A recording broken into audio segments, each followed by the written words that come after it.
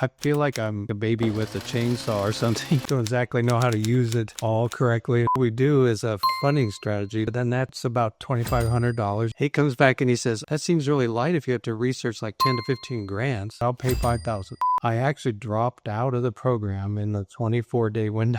I can't stop thinking about it. I'm watching the free videos that Meredith puts on YouTube. I think there's a sign there. I jumped back in. Lee McFarland joined the collective 4 months ago, thinking he would pick up grant writing as a second stream of income as he enters his retirement era. Picture a Porsche with Starlink driving up the coast. Yes, please. However, only 24 days in, he was paralyzed with doubts that he could do this. And so he actually left the collective, only to find himself continuing to watch the free trainings and thinking about the community that he had left behind. So he came back, and this time he truly committed to the journey. And only 3 months into that commitment, he landed a funding strategy contract for $5,000, earning back almost his entire investment in the collective only 120 days later. Meet Lee. It's great to be here. Awesome. When you joined the collective, on a scale of 1 to 10, how familiar were you with grant writing? I would say it was probably a 1, just really not on my radar. I started a charter school almost 20 years ago, and that was completely possible because of a $1 million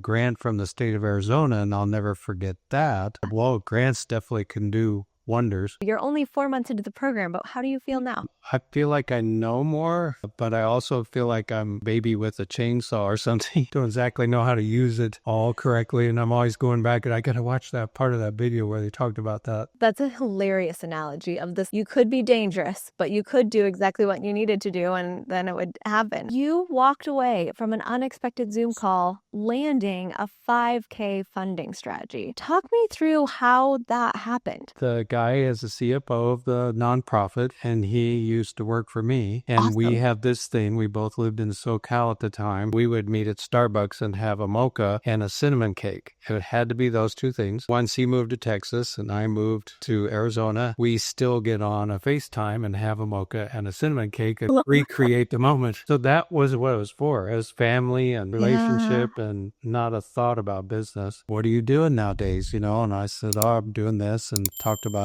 grants. And he said, oh, really? Our grant writer just resigned. Maybe you'd want to do grants for us. I said, well, did I stress the word rookie? I'm a rookie grant writer. In fact, I think I might have my first one about to get awarded, which is a shocker, but I said I got one done. And he said, I'd be very interested in that. At this point, I'm going, I'm not prepared. I don't have notes, like, what am I doing? So I said, well, what we do is a funding strategy to just kind of talk through that. And that's about $2,500. You'd pay me that up front, and I would go away and come up with all the information. He comes back and he says, oh, that seems really light if you have to research like 10 to 15 grants. And I said, it typically would be more than that. And he said, I don't know. You don't seem like you do. You know a lot about it already. So he said, I'll pay 5,000. Oh my gosh. I don't even know if I reacted appropriately. I think I said something like, really?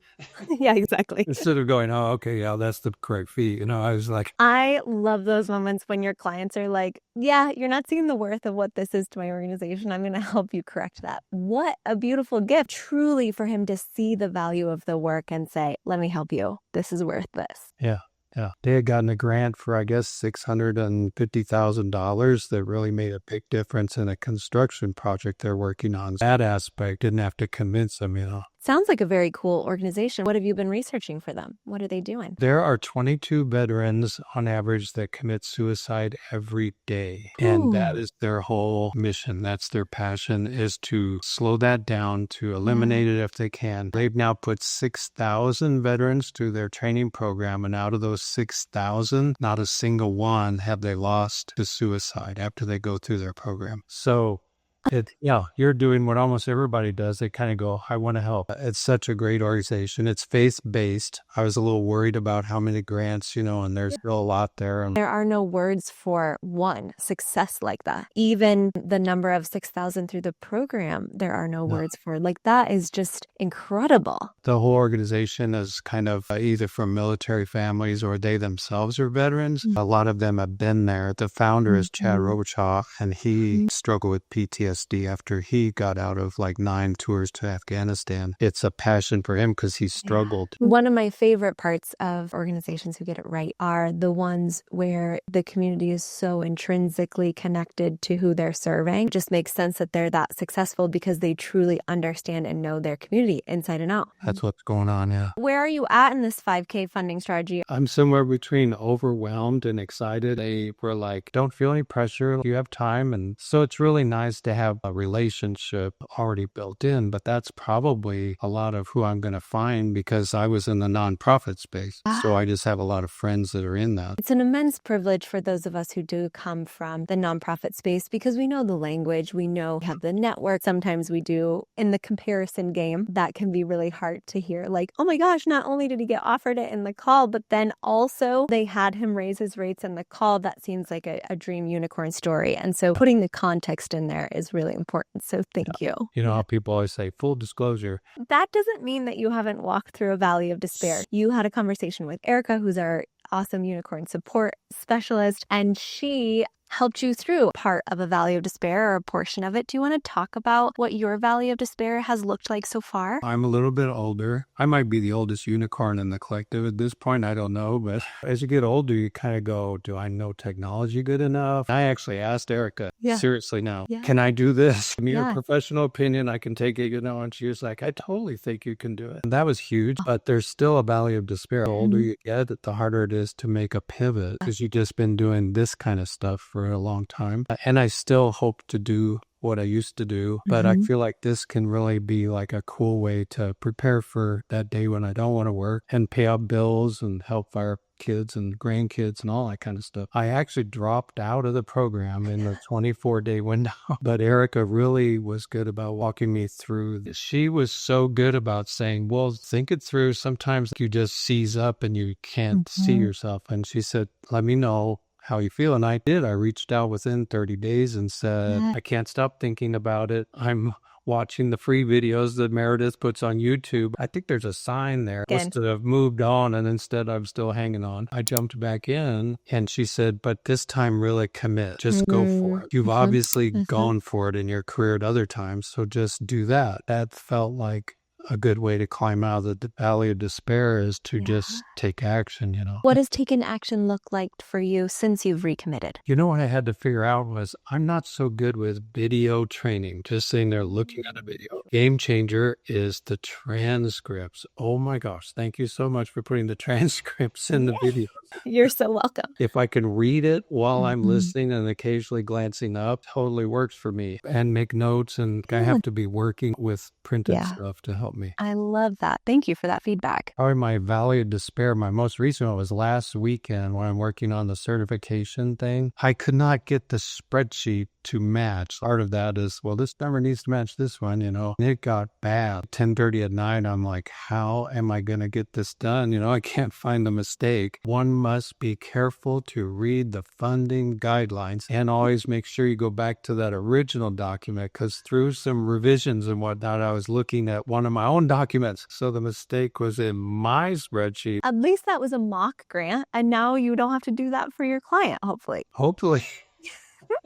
That's kind of scaring me a little bit, but you figured it out. When we are inundated, when we are overwhelmed, the cool thing is once you do it, you're like, oh, I did it and I figured it out. This is figure outable. Yeah, that's a good way to say it. You start to realize the way to get out of the valley of despair is action. If I said one word, it's just do something and claw your way out of it and figure it out. Have you had other informational interviews too? Because that's a big part of the recommitment. I think I've had 20 now. Great. A wide variety of nonprofits working with victims of sex trafficking, people who want to build a building for a nonprofit, university, veterans organization. You wouldn't know as a grant writer looking at my LinkedIn yet. I haven't had time to fix all that, Eventually I need to just put grant writer on that somewhere, so at least people know it's in the first grant was awarded $10,000. Congratulations. Do you feel legit now? It's a little bit more legit? I'm going to need a few more under my belt. I don't know if that's normal, but you overthink it,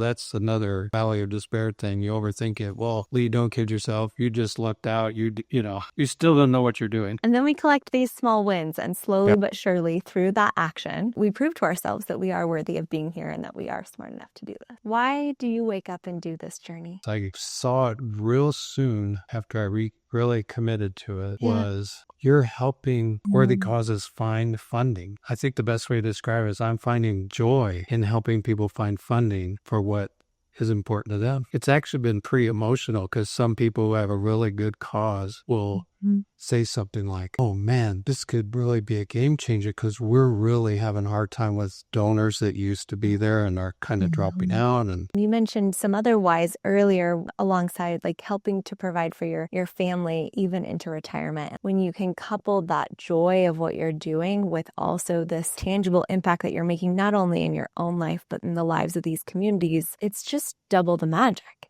yeah. Thank you for recommitting because one, I mean, you made back almost your entire investment in one funding strategy, but beyond that, you get to help this incredible organization win more funding. And if they're that successful, we need to be screaming that from the rooftops, and that's what you get to be a part of doing. So I feel like I'm one of their marketing people already. yes. Yes, and we can definitely put their link in this description so that they can get some traffic that way too. I am so excited for where the rest of this year is going to take you and beyond. Oh, thank you.